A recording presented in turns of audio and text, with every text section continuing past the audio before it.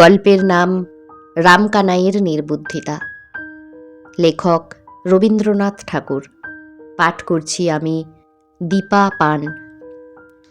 যাহারা বলে গুরুচরণের মৃত্যুকালে তাহার দ্বিতীয় পক্ষের সংসারটি অন্তঃপুরে বসিয়া তাস খেলিতেছিলেন, তাহারা বিশ্বনিন্দুক। তাহারা তিলকে তাল করিয়া তোলে। আসলে গৃহিণী তখন এক পায়ের উপর বসিয়া দ্বিতীয় পায়ের হাঁটু চিবুক পর্যন্ত উত্থিত করিয়া কাঁচা তেঁতুল, কাঁচা লঙ্কা এবং চিংড়ি মাছের ঝাল চচ্চড়ি দিয়া অত্যন্ত মনোযোগের সহিত পান্তা ভাত খাইতেছিলেন। বাহির হইতে যখন ডাক পড়িল, তখন স্তূপাকৃতি চর্বিত ডাঁটা এবং নিঃশেষিত অন্নপাত্রটি ফেলিয়া গম্ভীর মুখে কহিলেন, দুটো পান্তা ভাত যে মুখে দেব তারও সময় পাওয়া যায় না। এদিকে ডাক্তার যখন জবাব দিয়া গেল, তখন গুরুচরণের ভাই রামকানাই রোগীর পার্শ্বে বসিয়া ধীরে ধীরে কহিলেন, দাদা, যদি তোমার উইল করিবার ইচ্ছা থাকে তো বলো। গুরুচরণ ক্ষীণ স্বরে বলিলেন, আমি বলি, তুমি লিখিয়া লও। রামকানাই কাগজ কলম লইয়া প্রস্তুত হইলেন। গুরুচরণ বলিয়া গেলেন, আমার স্থাবর অস্থাবর সমস্ত বিষয় সম্পত্তি আমার ধর্মপত্নী শ্রীমতী বরদা সুন্দরীকে দান করিলাম। রামকানাই লিখিলেন, কিন্তু লিখিতে তাহার কলম সরিতেছিল না। তাহার বড় আশা ছিল তাহার একমাত্র পুত্র নবদ্বীপ অপুত্রক জ্যাঠামশাইয়ের সমস্ত বিষয় সম্পত্তির অধিকারী হইবে। যদিও দুই ভাইয়ে পৃথগণ্য ছিলেন, তথাপি এই আশায় নবদ্বীপের মা নবদ্বীপকে কিছুতেই চাকরি করিতে দেন নাই এবং সকাল সকাল বিবাহ দিয়াছিলেন, এবং শত্রুর মুখে ভস্য নিক্ষেপ করিয়া বিবাহ নিষ্ফল হয় নাই। কিন্তু তথাপি রামকানাই লিখিলেন এবং সই করিবার জন্য কলমটা দাদার হাতে দিলেন। গুরুচরণ নির্জীব হস্তে যাহা সই করিলেন, তাহা কতকগুলা কম্পিত বক্ররেখা কি তাহার নাম, বুঝা দুঃসাধ্য। পান্তা ভাত খাইয়া যখন স্ত্রী আসিলেন, তখন গুরুচরণের বাকরোধ হইয়াছে দেখিয়া স্ত্রী কাঁদিতে লাগিলেন। যাহারা অনেক আশা করিয়া বিষয় হইতে বঞ্চিত হইয়াছে, তাহারা বলিল মায়া কান্না, কিন্তু সেটা বিশ্বাসযোগ্য নহে। উইলের বৃত্তান্ত শুনিয়া নবদ্বীপের মা ছুটিয়া আসিয়া বিষম গোল বাঁধাইয়া দিল। বলিল, মরণকালে বুদ্ধি নাশ হয়, এমন সোনার চাঁদ ভাইপো থাকিতে। রামকানাই যদিও স্ত্রীকে অত্যন্ত শ্রদ্ধা করিতেন, এত অধিক যে তাহাকে ভাষান্তরে ভয় বলা যাইতে পারে, কিন্তু তিনি থাকিতে পারিলেন না। ছুটিয়া আসিয়া বলিলেন, মেজবউ, তোমার তো বুদ্ধিনাশের সময় হয় নাই, তবে তোমার এমন ব্যবহার কেন? দাদা গেলেন, এখন আমি তো রহিয়া গেলাম। তোমার যা কিছু বক্তব্য আছে অবসর মতো আমাকে বলিও, এখন ঠিক সময় নয়। নবদ্বীপ সংবাদ পাইয়া যখন আসিল, তখন তাহার জ্যাঠামশাইয়ের কাল হইয়াছে। নবদ্বীপ মৃত ব্যক্তিকে শাসাইয়া কহিল, দেখিব মুখাগ্নি কে করে, এবং শ্রাদ্ধ শান্তি যদি করি তো আমার নাম নবদ্বীপ নয়। গুরুচরণ লোকটা কিছুই মানিত না। সে ডব সাহেবের ছাত্র ছিল। শাস্ত্রমতে যেটা সর্বাপেক্ষা অখাদ্য, সেইটাতে তার বিশেষ পরিতৃপ্তি ছিল। লোকে যদি তাহাকে খ্রিস্টান বলিত, সে জিভ কাটিয়া বলিত, রাম, আমি যদি খ্রিস্টান হই তো গোমাংস খাই। জীবিত অবস্থায় যাহার এই দশা, সদ্যমৃত অবস্থায় সে যে পিণ্ডনাশ আশঙ্কায় কিছুমাত্র বিচলিত হইবে, এমন সম্ভাবনা নাই। কিন্তু উপস্থিত মতো ইহা ছাড়া আর কোনো প্রতিশোধের পথ ছিল না। নবদ্বীপ একটা সান্ত্বনা পাইল যে লোকটা পরকালে গিয়া মরিয়া থাকিবে। যতদিন ইহলোকে থাকা যায়, জ্যাঠামশাইয়ের বিষয় না পাইলেও কোনো ক্রমে পেট চলিয়া যায়, কিন্তু জ্যাঠামশাই যে লোকে গেলেন, সেখানে ভিক্ষা করিয়া পিণ্ড মেলে না। বাঁচিয়া থাকিবার অনেক সুবিধা আছে। রামকানাই বরদা সুন্দরীর নিকট গিয়া বলিলেন, বউ ঠাকুরানী, দাদা তোমাকেই সমস্ত বিষয় দিয়া গিয়াছেন। এই তাহার উইল, লোহার সিন্ধুকে যত্নপূর্বক রাখিয়া দিও। বিধবা তখন মুখে মুখে দীর্ঘ পদ রচনা করিয়া উচ্চস্বরে বিলাপ করিতেছিলেন। দুই চারিজন দাসীও তাহার সহিত স্বর মিলাইয়া মধ্যে মধ্যে দুই চারিটি নূতন শব্দ যোজনাপূর্বক শোক সঙ্গীতে সমস্ত পল্লীর নিদ্রা দূর করিতেছিল। মাঝে হইতে এই কাগজখণ্ড আসিয়া এক প্রকার লয়ভঙ্গ হইয়া গেল, এবং ভাবেরও পূর্বাপর যোগ রহিল না। ব্যাপারটা নিম্নলিখিত মতো অসংলগ্ন আকার ধারণ করিল। ওগো আমার কি সর্বনাশ হলো গো, কি সর্বনাশ হলো। আচ্ছা ঠাকুরপো, লেখাটা কার? তোমার বুঝি? ওগো, তেমন যত্ন করে আমাকে আর কে দেখবে, আমার দিকে কে মুখ তুলে চাইবে গো? তোরা একটু থাম না, মেলা চেঁচাস নে, কথাটা শুনতে দে। ওগো, আমি কেন আগে গেলুম না গো, আমি কেন বেঁচে রইলুম? রামকানাই মনে মনে নিঃশ্বাস ফেলিয়া বলিলেন, সে আমাদের কপালের দোষ। বাড়ি ফিরিয়া গিয়া নবদ্বীপের মা রামকানাইকে লইয়া পড়িলেন। বোঝাই গাড়ি সমেত খাদের মধ্যে পড়িয়া হতভাগ্য বলদ গারোয়ানের অজস্র গুঁতা খাইয়াও অনেকক্ষণ যেমন নিরুপায় নিশ্চলভাবে দাঁড়াইয়া থাকে, রামকানাই তেমনি অনেকক্ষণ চুপ করিয়া সহ্য করিলেন। অবশেষে কাতর স্বরে কহিলেন, আমার অপরাধ কি? আমি তো দাদা নই। নবদ্বীপের মা ফোঁস করিয়া উঠিয়া বলিলেন, না, তুমি বড় ভালো মানুষ, তুমি কিছু বোঝো না। দাদা বললেন লেখো, ভাই অমনি লিখে গেলেন। তোমরা সবাই সমান, তুমিও সময়কালে ওই কীর্তি করবে বলে বসে আছো। আমি মলেই কোন পোড়ার মুখী ডাইনিকে ধরে আনবে আর আমার সোনার চাঁদ নবদ্বীপকে পাথারে ভাসাবে। কিন্তু সেজন্যে ভেবো না আমি শিগগির মরছি নে। এইরূপে রামকানাইয়ের ভাবী অত্যাচার আলোচনা করিয়া গৃহিণী উত্তরোত্তর অধিকতর অসহিষ্ণু হইয়া উঠিতে লাগিলেন।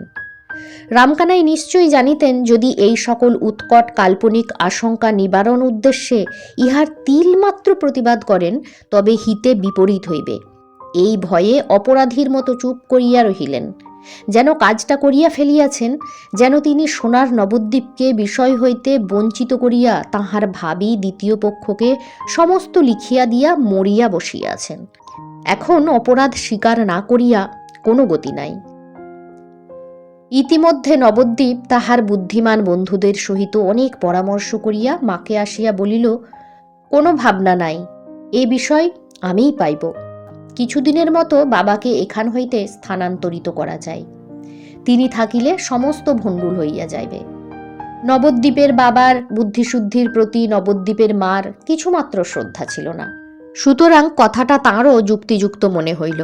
অবশেষে মার তাড়নায় এই নিতান্ত অনাবশ্যক নির্বোধ কর্মনাশা বাবা একটা যেমন তেমন ছল করিয়া কিছুদিনের মতো কাশীতে গিয়া আশ্রয় লইলেন। অল্পদিনের মধ্যে বরদা সুন্দরী এবং নবদ্বীপচন্দ্র পরস্পরের নামে উইল জালের অভিযোগ করিয়া আদালতে গিয়া উপস্থিত হইল। নবদ্বীপ তাহার নিজের নামে যে উইলখানি বাহির করিয়াছে, তাহার নাম সহি দেখিলে গুরুচরণের হস্তাক্ষর স্পষ্ট প্রমাণ মেলে। উইলের দুই একজন নিঃস্বার্থ সাক্ষীও পাওয়া গিয়েছে। বরদা সুন্দরীর পক্ষে নবদ্বীপের বাপ একমাত্র সাক্ষী, এবং সহি কারও বুঝিবার সাধ্য নাই। তাহার গৃহপোষ্য একটি মামাতো ভাই ছিল। সে বলিল, দিদি, তোমার কোনো ভাবনা নাই, আমি সাক্ষ্য দেব এবং আরও সাক্ষ্য জুটাইব। ব্যাপারটা যখন সম্পূর্ণ পাকিয়া উঠিল, তখন নবদ্বীপের মা নবদ্বীপের বাবাকে কাশী হইতে ডাকিয়া পাঠাইলেন। অনুগত ভদ্রলোকটি ব্যাগ ও ছাতা হাতে যথাসময়ে আসিয়া উপস্থিত হইলেন। এমনকি কিঞ্চিত রসালাপ করিবারও চেষ্টা করিলেন। জোর হস্তে সহাস্যে বলিলেন, গোলাম হাজির, এখন মহারানীর কি অনুমতি হয়? গৃহিণী মাথা নাড়িয়া বলিলেন, নেও নেও, আর রঙ্গ করতে হবে না। এতদিন ছুতো করে কাশীতে কাটিয়ে এলেন, একদিনের তরে তো মনে পড়েনি, ইত্যাদি। এইরূপে উভয় পক্ষে অনেকক্ষণ ধরিয়া পরস্পরের নামে আদরের অভিযোগ আনিতে লাগিলেন। অবশেষে নালিশ ব্যক্তিকে ছাড়িয়া জাতিতে গিয়া পৌঁছিল। নবদ্বীপের মা পুরুষের ভালোবাসার সহিত মুসলমানের মুরগি বাৎসল্যের তুলনা করিলেন। নবদ্বীপের বাপ বলিলেন, রমণীর মুখে মধু, হৃদয়ে ক্ষুর। যদিও এই মৌখিক মধুরতার পরিচয় নবদ্বীপের বাপ কবে পাইলেন বলা শক্ত। ইতিমধ্যে রামকানাই সহসা আদালত হইতে এক সাক্ষীর সপিনা পাইলেন। অবাক হইয়া যখন তাহার মর্মগ্রহণের চেষ্টা করিতেছেন, তখন নবদ্বীপের মা আসিয়া কাঁদিয়া ভাসাইয়া দিলেন। বলিলেন, হার জ্বালানি ডাকিনি, কেবল যে বাছা নবদ্বীপকে তাহার স্নেহশীল জ্যাঠার ন্যায্য উত্তরাধিকার হইতে বঞ্চিত করিতে চায় তাহা নহে, আবার সোনার ছেলেকে জেলে পাঠাইবার আয়োজন করিতেছে। অবশেষে ক্রমে ক্রমে সমস্ত ব্যাপারটা অনুমান করিয়া লইয়া রামকানাইয়ের চক্ষু স্থির হইয়া গেল। উচ্চস্বরে বলিয়া উঠিলেন, তোরা এ কি সর্বনাশ করিয়াছিস? গৃহিণী ক্রমে নিজ মূর্তি ধারণ করিয়া বলিলেন, কেন, এতে নবদ্বীপের দোষ হয়েছে কি? সে তার জ্যাঠার বিষয় নেবে না, অমনি এক কথায় ছেড়ে দেবে?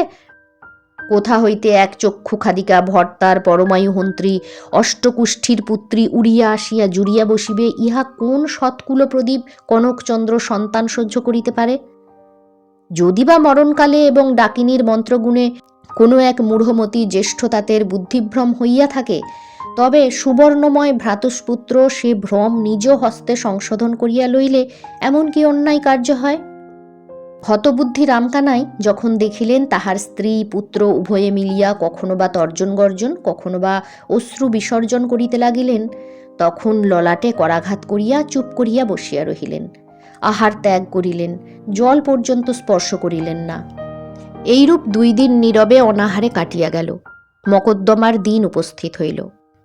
ইতিমধ্যে নবদ্বীপ বরদা সুন্দরীর মামাতো ভাইটিকে ভয় প্রলোভন দেখাইয়া এমনি বশ করিয়া লইয়াছে যে সে অনায়াসে নবদ্বীপের পক্ষে সাক্ষ্য দিল। জয়শ্রী যখন বরদা সুন্দরীকে ত্যাগ করিয়া অন্য পক্ষ যাইবার আয়োজন করিতেছে, তখন রামকানাইকে ডাক পড়িল। অনাহারে মৃতপ্রায় শুষ্ক ওষ্ঠ, শুষ্ক রসনা বৃদ্ধ কম্পিত শীর্ণ অঙ্গুলি দিয়া সাক্ষ্যমঞ্চের কাঠগড়া চাপিয়া ধরিলেন। চতুর ব্যারিস্টার অত্যন্ত কৌশলে কথা বাহির করিয়া লইবার জন্য জেরা করিতে আরম্ভ করিলেন। বহু দূর হইতে আরম্ভ করিয়া সাবধানে অতি ধীর বক্রগতিতে প্রসঙ্গের নিকটবর্তী হইবার উদ্যোগ করিতে লাগিলেন।